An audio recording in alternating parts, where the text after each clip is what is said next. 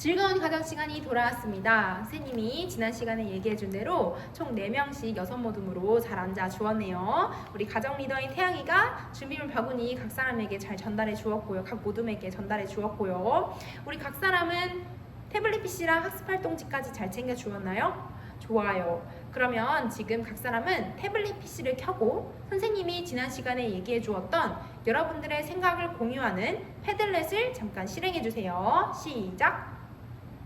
다 켜주었나요? 좋아요. 그럼 이렇게 준비된 자세로 우리 힘차게 가정 수업 진행해 보도록 할게요. 팁!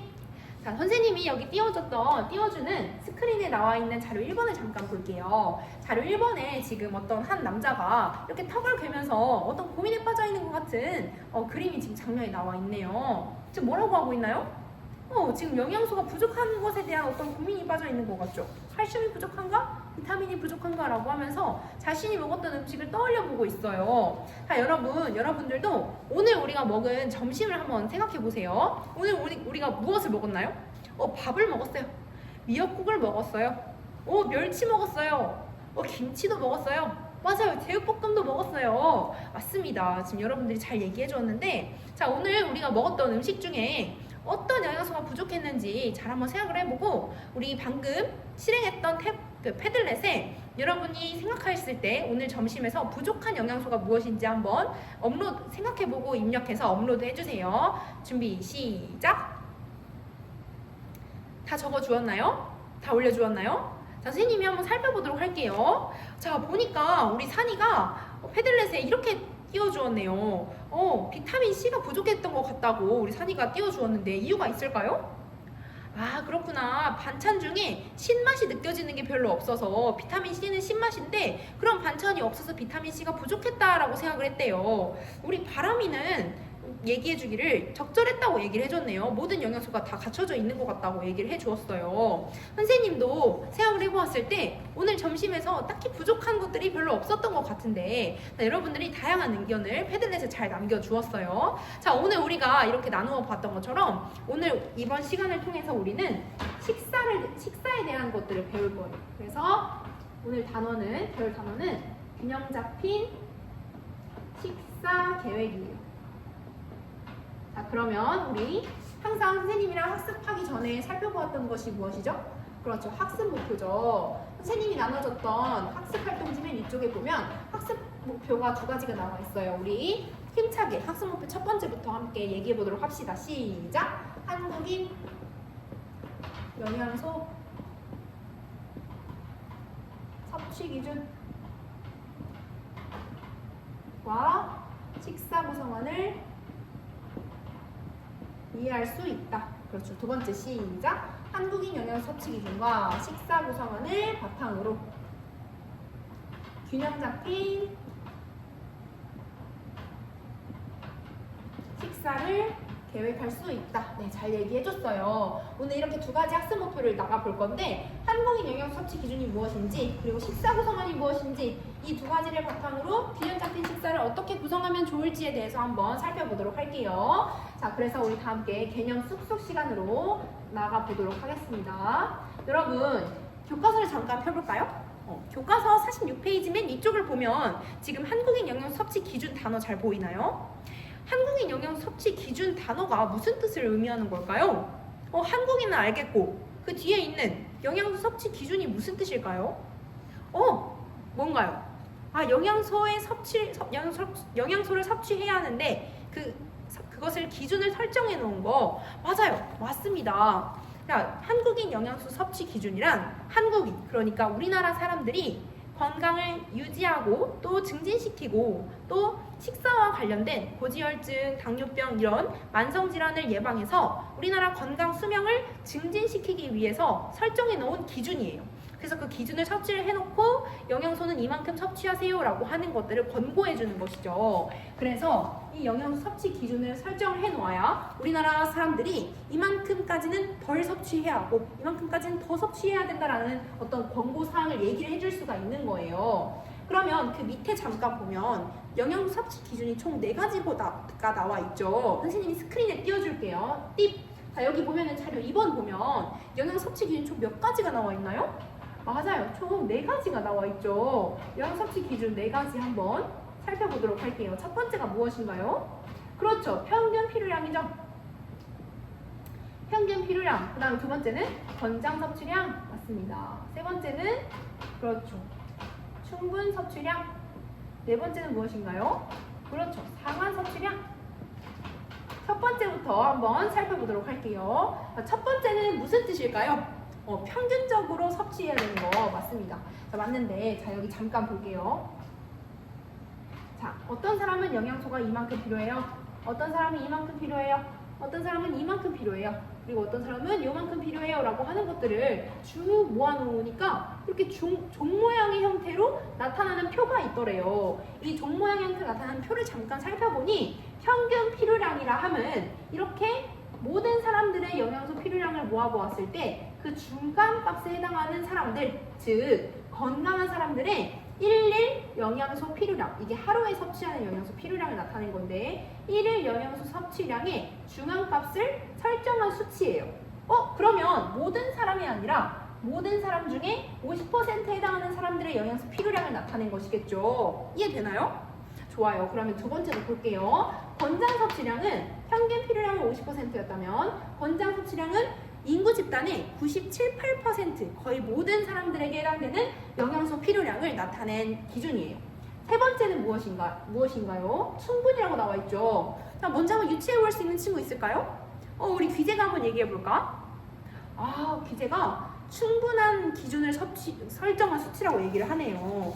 귀재도 잘 발표해 주었는데 충분 섭취량이라고 함은 인구 집단의 건강을 유지하는데 충분한 값을 설정한 수치. 그래서 건강을 유지하려면 이만큼 먹으면 좋겠어 라고 하는 기준을 설정을 한 것이죠. 그 다음에 마지막 상한 섭취량은 무엇인지 한번 유추해 볼 친구 있을까요? 없어요. 자, 어렵죠. 상하 섭취량은 무엇이냐면 바로 인체에 유해한 영양, 그러니까 나쁜 영양이 나타나지 않은 최대 영양소 섭취 수준이에요. 무엇이냐? 그 영양소, 어떤 영양소가 있어요. 예를 들면 비타민 C. 비타민 C를 더 많이 섭취하게 되면 어떤 기준보다 더 많이 섭취를 하게 되면 유해한 영양이 나타날 수 있다는 것을 얘기를 해주는 거예요. 그래서 딱 최대로 설정해 놓은 값을 얘기를 하는 거겠죠. 그래서 이렇게 영양소 섭취 기준의 4가지를 알아보았어요. 그 밑에 잠깐 볼까요? 교과서 밑에를 잠깐 보면 거기 보면 표 2-1이라고 써있고 표 2-1을 의미하는 청소년의 1일 권장 섭취량이 나와 있는 게 잘 보이나요? 잘 보이죠? 청소년의 1일 권장 섭취량이래요. 그렇죠? 이 두 번째를 의미하는 거겠죠. 권장 섭취량이 아까 선생님이 뭐라고 했나요? 맞아요. 인구 집단 거의 대다수에 해당하는 사람들의 영양 섭취 수준을 얘기한다고 했었죠. 그러면 청소년의 1일 권장 섭취량은 청소년의 대다수에 해당하는 사람들의 평균 에너지 필요량을 얘기를 하는 거겠죠. 자, 그러면 그 표 중에 에너지도 나와 있고 다양한 영양소들도 나와 있지만 에너지만 잠깐 볼게요. 여러분 지금 몇 살이죠? 15살이죠. 그러면 그 표 중에 15에서 18세에 해당하는 사람들의 값을 찾으면 되겠네요. 15, 18세에 해당하는 에너지 잠깐 살펴볼게요. 남자는 몇 킬로칼로리를 먹어야 하나요? 맞아요. 2700킬로칼로리. 여자는 몇 킬로칼로리? 그렇죠. 2000킬로칼로리를 섭취해야 한다고 나와 있네요. 그러니까 여러분들은 하루에 2700 그리고 2000킬로칼로리를 먹어야 한다라고 얘기를 해주는 거예요. 자, 그러면 우리가 섭취해야 하는 이 에너지를 뭘로 먹어야 돼요? 우리는 뭘로 이것을 섭취해야 돼요? 음식으로 섭취해야 되죠. 그런데 그 음식은 우리는 나쁜 음식으로 섭취해야 돼요? 좋은 음식으로 섭취해야 돼요? 그렇죠. 좋은 음식으로 잘 섭취를 해줘야겠죠. 왜요? 그렇죠. 바로 여러분들이 균형 잡힌 성장을 하기 위해서예요. 그래서 키도 쑥쑥 잘 크고 또 건강하게 잘 크기 위해서는 우리가 채워야 할 이 에너지를 불량식품, 맵고 짜고 달고 이런 음식들로 채우는 것이 아니라 영양소가 골고루 잘 갖춰져 있는 식사로 우리가 이 에너지를 섭취를 해줘야 돼요. 그러려면 어떤 식사를 해야 돼요? 맞아요. 우리 유빈이가 잘 얘기해줬어요. 균형 잡힌 식사를 해줘야겠죠. 그렇죠? 그래서 우리는 식사를 구성해보는 방법을 알아야 돼요. 그래서 식사 구성안이라는 것도 한번 배워볼 거예요. 식사 구성안. 교과서에 나와 있죠. 자, 그러면 식사를 구성하는 방법을 알려면 우리가 무엇을 알아야 되냐면 자, 생각을 한번 유추를 해봅시다. 우리가 식사를 짜야 돼요. 그러면 첫 번째로 가장 생각하는 것이 무엇이에요? 맞아요. 뭘 먹어야 하는지. 그러니까 우리가 무엇을 섭취해야 하는지를 알아야겠죠. 자, 그래서 교과서를 보면은 식사 구성원 옆에 6가지 식품군 보이나요? 네, 보여요. 6가지 식품군에 대해서 한번 알아가 볼게요. 자, 교과서 보면 6가지 식품이 6가지가 나와 있죠. 우리 크게 한 목소리로 외쳐볼까요? 시작! 곡류, 그 다음에 고기, 생선, 달걀, 콩류, 채소류, 과일류, 그렇죠. 우유, 유제품류, 유지당류. 네, 잘 얘기해줬어요. 우리가 이렇게 6가지의 식품군을 섭취를 한다는 거. 그러니까 우리가 무엇을 먹어야 하는지를 알았죠. 그 다음에 무엇을 먹어야 하는지를 알았으니 이제는 무엇을 더 알아야 될까요? 얼마나 먹어야 되는지를 알아야 돼요. 맞아요. 얼마나 먹어야 되는지를 알아야 식사를 구성을 하겠죠. 그래서 1인 1회 분량이라는 게 있어요. 그 다음에 분량은 지금 얼마나 먹어야 하는지를 나타낸 값이죠. 그리고 1일 섭취 횟수도 알아야겠죠. 그래서 몇 그램을 몇 번 먹어야 하는지를 알아야 식사를 잘 구성을 할 수가 있겠죠. 그래서 섭취 횟수도 한번 알아보도록 할게요. 그러려면은 섭취 횟수. 자, 여러분 교과서 맨 뒤쪽에 부록을 잠깐 펴볼까요? 부록을 잘 살펴보면은 권장 식사 패턴이라는 게 있어요. 보이나요? 잘 찾고 있나요? 네, 권장 식사 패턴을 잠깐 찾아보세요. 자, 권장 식사 패턴에 보면은 지금 여러분의 나이 그리고 여러분의 나이에 해당하는 에너지가 설정이 되어 있을 거예요. 그 에너지, 여러분에게 해당되는 에너지에 필요한 다양한 음식들의 섭취 횟수에 대해서 잘 나와 있나요? 오케이, 그러면 한번 찾아봅시다. 1인 1분량. 자, 예를 들어볼게요. 여러분이 가장 많이 먹는 것 중에 하나인 쌀밥을 볼게요. 자, 쌀밥의 경우에는 여러분 남자 2,700 칼로리에 해당하는 쌀밥의 횟수는 섭취 횟수는 몇 회인가요? 그렇죠. 남자는 2,700 칼로리에 해당하는 사람들의 섭취 횟수는 3.5회라고 나와 있죠. 그러면 여자 2,000kcal에 해당하는 쌀밥 섭취 횟수는 몇 회라고 나와 있나요? 3회라고 나와 있대요. 그렇죠? 그러면 권장 섭취 횟수 패턴 그 옆에 나와 있는 그림을 잠깐 보세요. 거기 보면 그 표를 보면 분량에 대해서도 나와 있죠. 자, 분량은 쌀밥은 몇 회 섭취하라고 나와 있나요? 210g, 1회에 210g 정도를 섭취하라고 나와 있어요. 그렇구나. 우리는 남자는 3.5회, 여자는 3회 정도 하루에 섭취를 해야 하고 한 번 섭취할 때마다 210g 정도를 섭취를 하는구나 라는 것을 우리가 이 시간 알 수가 있어요. 이제 다양한 쌀밥뿐만이 아니라 다양한 것들도 찾아볼 수가 있겠죠. 이런 것들을 찾아봄으로써 우리가 어떻게 식사를 구성해야 하는지를 찾아보았어요. 자, 여기까지 혹시 질문 있는 친구 있을까요? 오케이, 없으면 이제 다음으로 넘어가 보도록 할게요.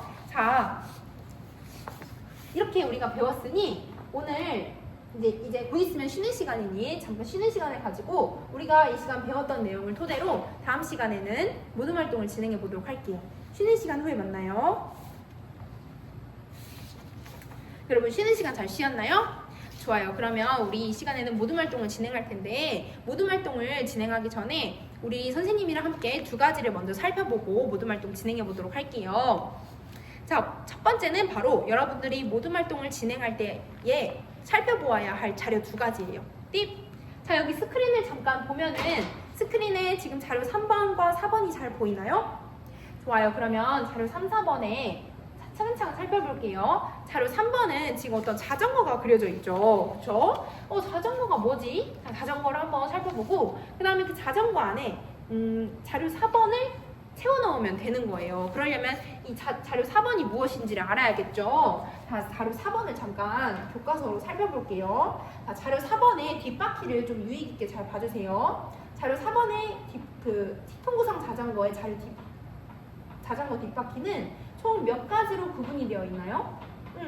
6가지로 뒷바퀴가 구성이 되어 있죠. 자, 이거 구성이 된 기준을 선생님이 이야기해 줄게요. 우리가 아까 지난 시간에 배웠었던 1인 1회 분량과 섭취 횟수 요것을 기준으로 나타낸 6가지 식품군이에요. 그래서 곡류, 고기, 생선, 달걀, 콩류, 채소류, 과일류, 우유, 유제품류, 유지당류 이렇게 구성이 되어 있죠. 그래서 이 6가지 기준을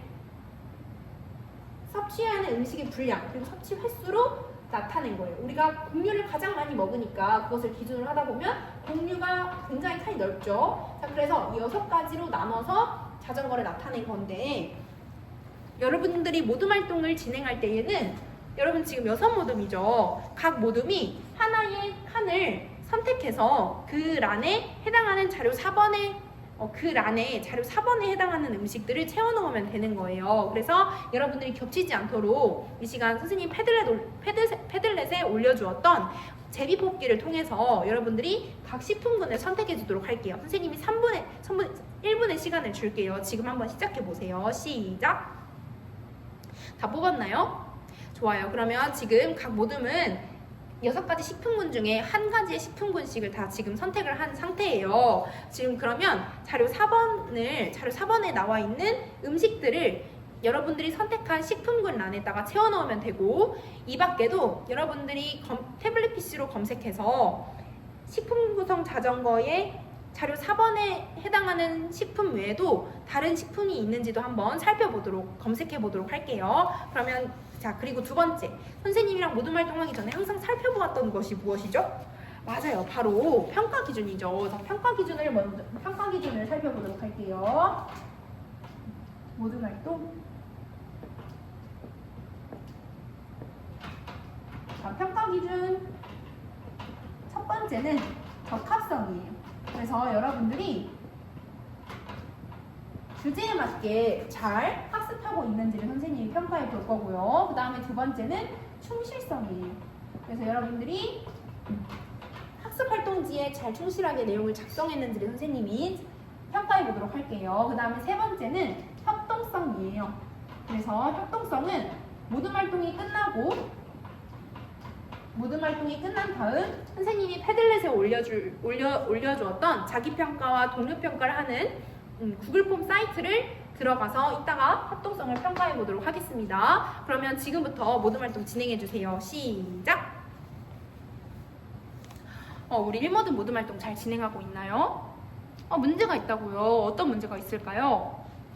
아, 그렇구나. 치즈는 6가지 식품군 중에 어디에 해당하는지 잘 몰라서 지금 헤매고 있었구나. 그러면 우리 지금 1모듬은 유지당류를 선택한 건가? 그러면 지금 1모듬은 지금 6가지 식품군 중에 어디 식품군을 선택을 했나요? 아, 그렇구나. 과일류를 선택을 했어요. 그러면 여러분들이 태블릿 PC를 이용해서 치즈가 6가지 식품군 중에 어디 식품군에 해당이 되는지를 잠깐 검색을 해보고, 치즈는 과일류에 해당하는지 또 다른 식품군에 해당하는지를 잘 한번 곰곰이 한번 생각해보는 것은 어떨까요? 좋아요. 그러면 우리 태블릿 PC를 한번 이용해 보아서 검색을 한번 해보세요. 우리 3모듬의 혜진이는 왜 태블릿 PC로 단독 행동을 하고 있니? 하고 있어요? 활동이 재미가 없어요. 그런데 우리 가정 수업 첫 번째 수업 때 살펴보았었던 태블릿 PC 활용 규칙을 기억하고 있나요? 무엇이었을까요? 맞아요. 우리 혜진이가 잘 기억하고 있네요. 가정 수업 때는 태블릿 PC는 수업 목적 외에는 사용할 수가 없어요. 그러니 우리 혜진이는 모둠 활동에 다시 조력해서 참여해 보도록 해요. 자, 이제 모둠 활동이 3분 정도 남았으니 이제 모든 결과를 마무리해주고 발표자들은 발표 준비까지 마무리해주세요. 자, 다 정리가 되었나요? 좋아요. 그러면 지금부터는 발표 시간이에요. 여러분, 모든 발표 시간에는 어떤 자세로 임해야 한다고 했었죠? 그렇죠. 바로 경청하는 자세로 임해야 한다고 했었죠. 자, 우리 귀를 쫑긋 세우고 다른 모둠 발표하는 거 한번 들어보도록 할게요. 자, 그럼 우리 6모듬 먼저 발표를 한번 해봅시다. 우리 6모듬은 식품군 중에 어디 식품군이 선택이 되었나요? 곡류가 선택이 되었어요. 좋아요. 그러면 곡류의 식품군에 해당하는 자료 4번에 있는 식품은 무엇이었나요?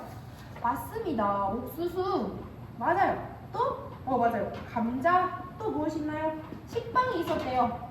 그리고 여러분들이 태블릿 PC로 찾은 또 다른 곡류의 식품군이 무엇이었나요?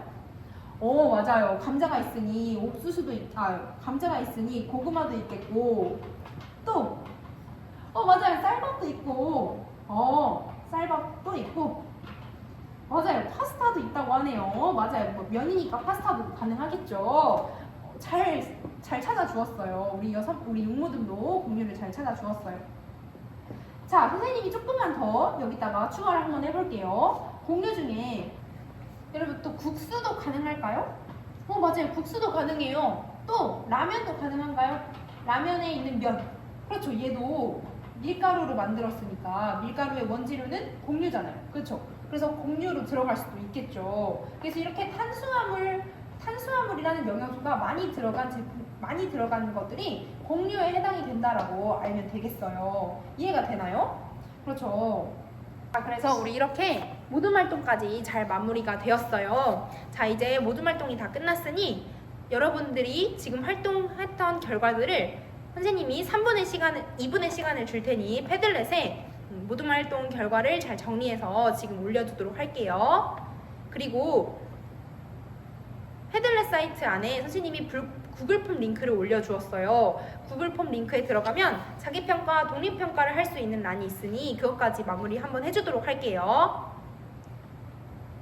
다 되었나요? 좋아요. 그러면 오늘 배웠던 내용을 잘 마무리하고 가정 수업 마치도록 할게요. 오늘은 한국인 영양 섭취 기준의 개념과 식사 구성안에 대해서 배웠어요. 그래서 식사를 어떻게 구성해야 되는지까지 배웠고, 그리고 6가지 식품군, 다양한 것들을 배웠고, 또 모둠 활동을 통해서 6가지 식품군 속에 들어가는 음식이 무엇이 있는지에 대해서도 우리 다 함께 배웠었죠. 오늘 정말 많은 것들을 배웠는데 이렇게 배웠던 내용을 토대로 여러분들이 식사를 잘 구성하는 방법을 알고 또 균형 잡힌 식사를 해나가는 실천하는 여러분들이 되기를 바랄게요. 이상으로 가정 수업 마치겠습니다.